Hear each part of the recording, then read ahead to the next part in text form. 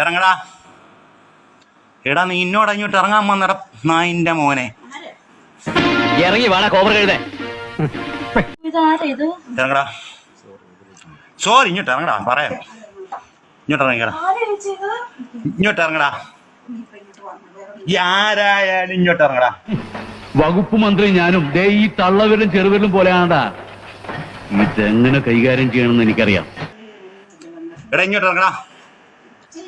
നീ എന്താണ് ഇങ്ങോട്ട് വന്നേ? മനോജ് അറിയാവുന്ന ആളാ. ഇങ്ങോട്ട് ഇറങ്ങടാ. മനോജ് അറിയാവുന്ന ആളാ. ഇറങ്ങടാ ഇങ്ങോട്ട്. പിന്നെ ഞാനും എന്റെ ഭാര്യയും കട്ടിലിൽ കിടക്കുമ്പോ കട്ടിലിനടിയിൽ വന്ന് കിടക്കുന്നവനെ ഞാൻ വെറുതെ വിടണോ?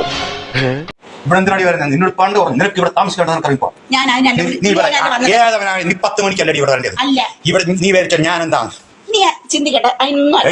ഇറങ്ങാൻ പറയാറത്? ഈ നാട്ടിൽ നടക്കുന്ന പെൺവാണിഭ കേസുകളിൽ ആണുങ്ങൾ മാത്രമല്ല കുറ്റക്കാർ. ഏത് കേസെടുത്താലും അതിന്റെയൊക്കെ മുന്നിൽ കാണും നിന്നെ പോലെ ഒരു പെണ്ണ് മുഖ്യപ്രതിയായിട്ട്. ഈ പിടിപ്പണി നടക്കത്തില്ല. ഈ പിടിപ്പണി നടക്കത്തില്ല. നാളെ നീ ഇറങ്ങണം.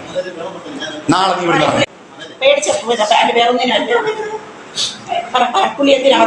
അങ്ങോട്ട് കേറിയ സ്പീഡിലല്ലോടെ ഇങ്ങോട്ട് ഇറങ്ങാൻ. നീ പാകാത്ത നീ എന്തുണ്ടാക്കാൻ ഇവിടെ വന്നത്? നീ മാന്യനാണെന്ന് നീ സ്കൂട്ടർ അവിടെ വീട്ടിൽ വന്നു. ഞാൻ വന്നത് ഇപ്പം നിനക്ക് പിടിക്കുന്ന പോലെ. നീ ഇന്ന് 10 മണി സമയത്ത് നീ ഇപ്പൊ വന്നെന്തിനാ? എന്തുണ്ടാക്കണേ? നീ അവിടെ സ്കൂട്ടർ ഓഫ് ചെയ്ത് വന്നേ. ഇപ്പൊ അയച്ചു കൊടുക്കണം. നാണം കെടുത്തരുത്, എനിക്കൊരു അബദ്ധം പറ്റിയതാ. ഇത് അബദ്ധമല്ല, ആഭാസം. നീ എന്താണ് ആരും ഇല്ല? ഇവിടെ ആരുമില്ല. എന്തോ സംസാരിക്കണം. നിനക്ക് ഇവിടെ ഇട്ടായിരുന്നു. കട്ടിലടിയല്ലേ ഇരിക്കേണ്ടത്? കട്ടിലടിയല്ലേ ഇരിക്കേണ്ടത്? ഇവിടെ ഇരിക്കേണ്ടത്. നീയോ കള്ള ചെറുത്താനും തമ്മിൽ